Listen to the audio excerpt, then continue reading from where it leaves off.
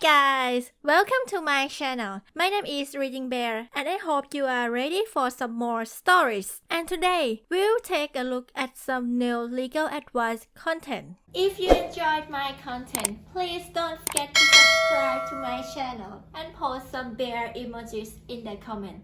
And now, let's dive right into the stories. First one is titled, North Carolina, Leave Me Alone Homeowner Association. I don't want to buy a new car right now. I am currently renting a townhome and have been here with no problems for about 5 months. On Thursday, I received a letter from the local homeowner association, essentially stating that we are no longer allowed to park vehicles outside if they are older than 10 years old. Non-compliance will result in a $100 fine per vehicle. Vehicles will be towed after the third violation at the owner's expense. I drive a 2001 Honda Accord and don't have a garage, so this is a bit problematic for me. I have looked over my 12-month lease agreement, and there is a fairly generic-looking clause that lists the name and address of the homeowner association and states, tenant agrees to abide by any applicable owners association regulations as they now exist or may be amended. I don't really feel like spending the money on a new vehicle right now when mine works just fine. I guess I could break my lease, but I'm pretty sure that has some not-so-fun credit and rental history implications. Do I really have to spend a couple of thousand on a newer vehicle? What do? Update. Not too exciting, but an update nonetheless. Not long after the original post, I ended up sending an email to my landlord with a copy of the letter from the homeowner association and explained my situation. The next day, I received a phone call from my landlord, and she said not to worry about it. According to her, despite my lease stating that the tenant agrees to abide by any applicable owners association regulations as they now exist or may be amended. This was a rather unreasonable demand by the homeowner association and isn't something that should be held against me or any other tenants she has in the neighborhood. She said she would take care of the situation with the homeowner association and offered to pay any fines that resulted in the meantime. As of today, I have received another letter from the homeowner association that said until further notice they will not be enforcing the rule regarding parking of vehicles older than 10 years old. I haven't received any violations from the homeowner association up to this point and have yet to hear anything else from my landlord. Next one is titled, Illinois, neighbor is using my paid parking spot and has even gotten me towed. Landlord hasn't done anything. I rent an apartment and an assigned exterior parking space within my complex's parking lot is included in my rent. I have a parking pass that I display in my car and documentation from my landlord stating that this specific spot belongs to me. I have a neighbor that always parks in my spot. I have contacted my landlord every time this happens asking him to handle it, but nothing ever happens. I've also kept a log of every time I notice this neighbor in my spot and when I've contacted my landlord. For what it's worth, neighbor does not have a visible parking pass on his car and also puts a cone in my spot when he's gone to reserve it. So I don't think this is just confusion. I don't think he owns a spot at all. This past weekend said neighbor had my car towed from my spot. I confronted him in person, but all he did was claim that the spot was his. I once again contacted my landlord, who stated that this spot was indeed mine, I shouldn't have been towed, and he would speak with my neighbor to reiterate that it is my spot. Well, apparently neighbor didn't listen, because last night he was in my spot again. I called a towing company, same one that towed me, to have him towed last night, but they either didn't come or were talked out of it by him, because when I woke up this morning, his car was still there. Additional info that might be relevant. My complex is managed by a homeowner association, and my landlord always claims he'll notify them when I make a complaint about my neighbor. I'm growing incredibly frustrated with this situation as I pay for this spot. With that being said, I'd appreciate advice on the following questions. 1. What can I do to stop my neighbor from using my spot? 2. What actions can I take to ensure my neighbor doesn't get me towed from a spot that I'm authorized to use? Update edit. I just spoke with the homeowner association. They confirmed that the spot is mine and that this neighbor doesn't even have a parking spot at all. Homeowner association also said he should have never been authorized to have my car towed and are speaking with the towing company to ensure it won't happen again. Finally, they provided me with a 24/7 emergency number that I can call to have my neighbor towed every time he is in my spot. Next one is titled, Kid put his stuff in my yard. Ran over it with my lawnmower. Mom wants me to pay. so my yard goes pretty close to the neighbor's concrete pad where they have a basketball court set up. Neighborhood kids always go there to play and usually leave their bikes and things on my grass. It's not that big of a deal except I have had to ask them to move their stuff several times when I'm mowing. This is the first time I've mowed this year, and the grass is a few inches higher than it should be. Anyway, a kid comes over and I'm mowing, but he still puts the basketball he brought with him down in my grass. I get to the basketball and just decide I can nudge it with the front of the mower and out of the way. I made eye contact with the kid several times waiting for him to move it before I got there, and he never did, so I figured whatever, it'll roll. Well, I bump it with my mower over to a section of mower grass, and as I continue forward past where there was a loud clunking and crackling like I just run over a rock.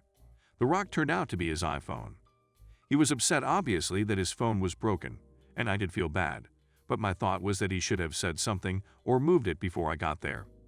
He goes home, and about 30 minutes later his mom shows up and tells me I broke it and am responsible for replacing it, that I should have told him to move his stuff because I'm the adult. I tell her I'm sorry about the phone and politely decline her request. She just says, "I promise you will be paying for it," and then storms off. I'm not really sure what her next course of action is or what she plans to do. She mentioned something about she has a friend that's a lawyer, so I guess she could take me to civil court. Am I legally responsible for replacing the phone? Would it be cheaper than court costs if she did choose to take me to court? Update. Thought I'd update you all since so many people offered advice in the original post yesterday. Brief summary of what happened. Neighborhood kid left his phone in my grass while I was mowing, and I mowed it by mistake. The mother got upset and demanded I pay for it. Well, mother and son showed up at my door around noon and apologized. She said that she misunderstood what happened and thought that I'd done it on purpose to teach her son a lesson about leaving his stuff in my yard. I guess he explained to her it was his fault, which I thought was commendable for someone his age. She told me that she just stressed about it because she is a single mother and doesn't really have the means to replace it at the moment, and that if it was anything else, she probably wouldn't have gotten so upset, but he likes hanging out with other kids, and that's how she keeps track of him. I told her about my spare phone, iPhone 7, his was a 6. I also took the advice of some of the commenters that it might be damaging to just give it to him, and that I should perhaps have him work for it.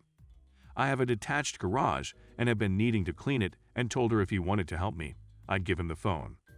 He instantly looked excited. I imagine he felt like he'd never get a new phone, and she acted very grateful and said he could help.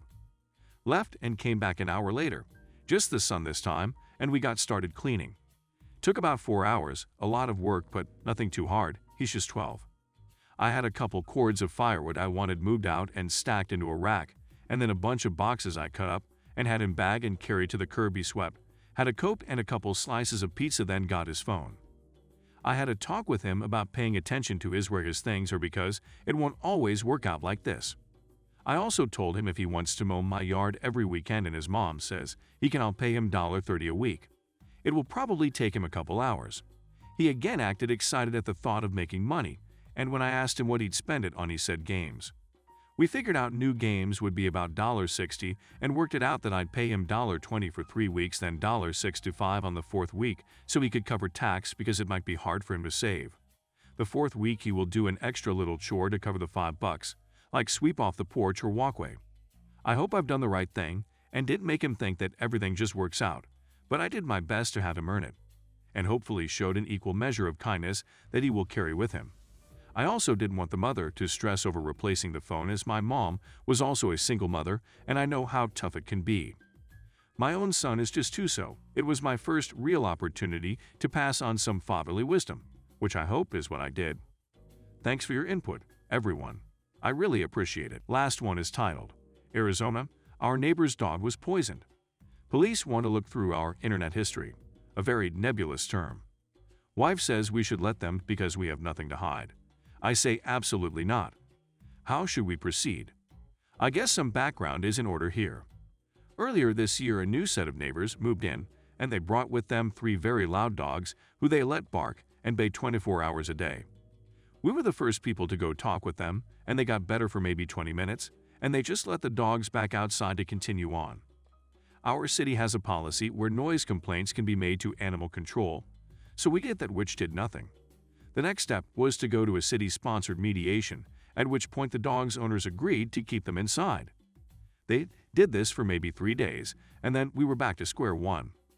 The next step is to take them before a judge who gave them a pretty hefty fine with the admonition to take care of the problem.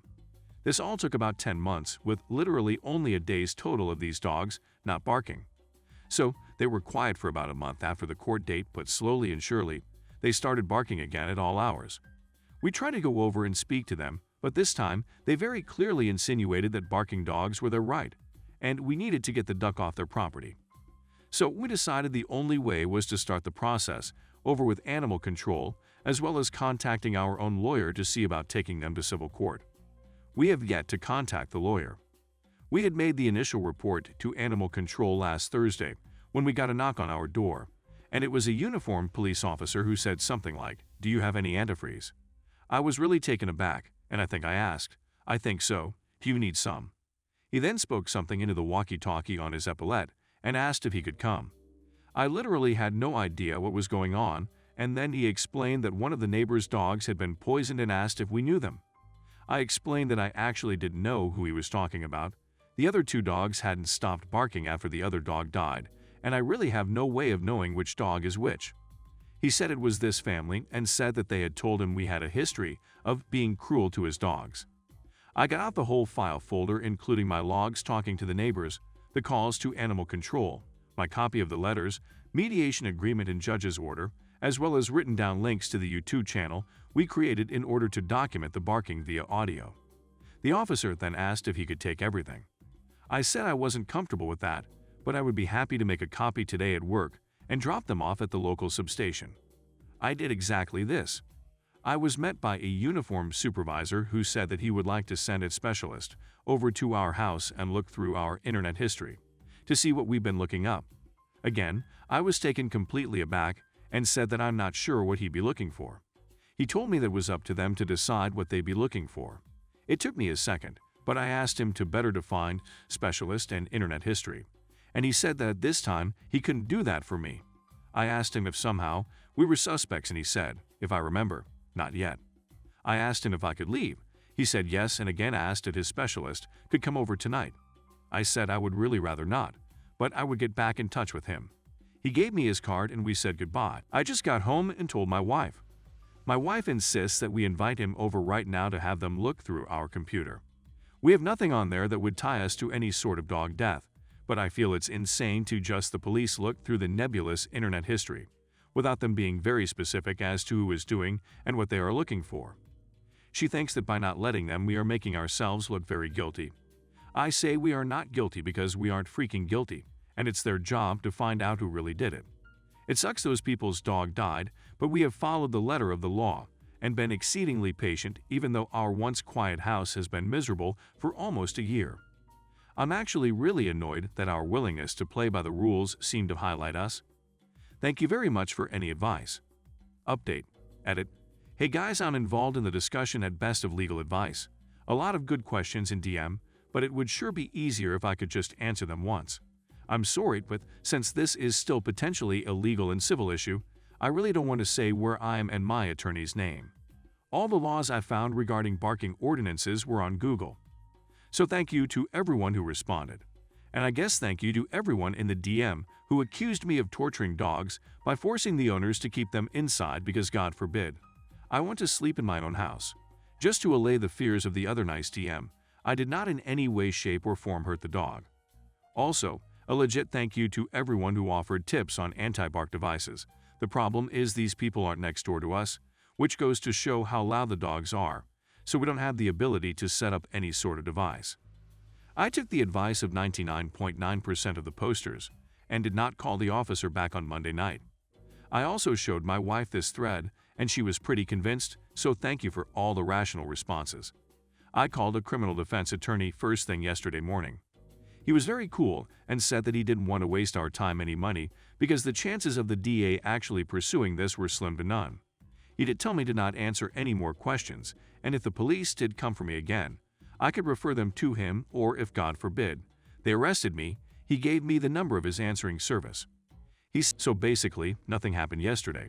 Of course, the other dogs are still barking, even as I type this. But I just heard Wednesday morning from the attorney, and basically, He had talked to his detective friend who looked into it.